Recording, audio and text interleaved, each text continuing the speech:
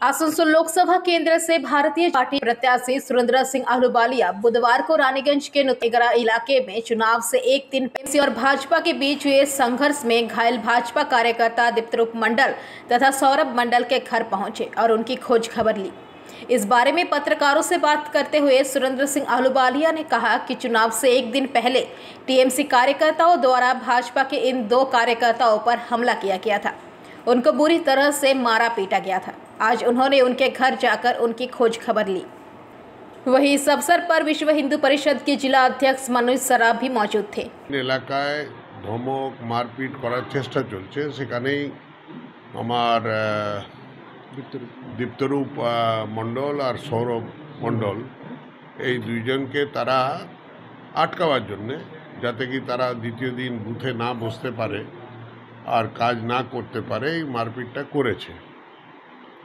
তাই ভোট পর্বটা শেষ করার পর আমি একটু তাদের খোঁজ খবর নিতে এলাম যে এত বড় গ্রাম, এখান থেকে হয়তো 10টা ভোট পাবে না টিএমসি, হ্যাঁ, আর ওখানে মারপিট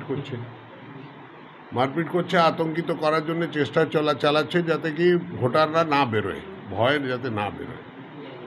পুরো লোকসভা কেন্দ্রে একটা বোমা ফাটে নাই, একটা গুলি চলে নাই। কেন কি আমি যখন এখানে নির্বাচন লড়তে এলাম, তো আমি প্রথম দিনই বলে দিয়েছিলাম আমি সন্ত্রাস ভালোবাসি না, সন্ত্রাস করি না। যে কোনো সন্ত্রাস করতে চায় তাকে রুখে দাঁড়াবার সামর্থ্য রাখি, কিন্তু আমার মধ্যে সংযমও আছে। আমি সন্ত্রাসকে বরদাস্ত করব না। তাই খুব শান্তিপূর্ণ ভোট হয়েছে। আর আমাকে আপনাদের পত্রকার বন্ধুরাই বলছে যে আমরা আমাদের জীবনে এই প্রথম ভোট দেখলাম যেখানে কোনো অঘটন ঘটেনি। কোনো মা নিজের ছেলে হারালো না, কোনো বোন নিজের সাকার সিঁদুর হারালো না। আর এই শান্তিপূর্ণ, আর লোকে নিজের ভোটটা নিজে দিতে পেরেছে। স্যার শুনলাম একটু অসুস্থ হয়ে পড়েছিলেন, উনি হয়তো একটা দিন সময় আসেননি, একটা দিন পেরিয়ে গেছে। তো আজকে উনি হাসপাতালে গেছিলেন, আমার কাছে খবর আছে। হঠাৎ করে আমি বাজারে ছিলাম, খবর পাই যে স্যার এসেছেন আমার বাড়ি। আমি খুব খুশি হয়েছি। আমার ইচ্ছা যে এইভাবেই স্যারের জন্য প্রত্যেকটা কর্মী, বুথ লেভেলের কর্মী যেন স্যার এইভাবে পাশে দাঁড়ান, ঠিক আছে? এতে আমাদের কর্মীদের মনোবলটা বাড়বে। আর যাই হোক, আমরা ওই তৃণমূল নামক গুন্ডা দলটার সাথে লড়াই করার একটা ক্ষমতা পাবো।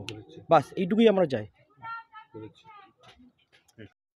नियमित अपडेट एवं दुनिया भर की ताज़ा खबरों के लिए हमारे फेसबुक पेज को फॉलो एवं यूट्यूब चैनल को सब्सक्राइब करें।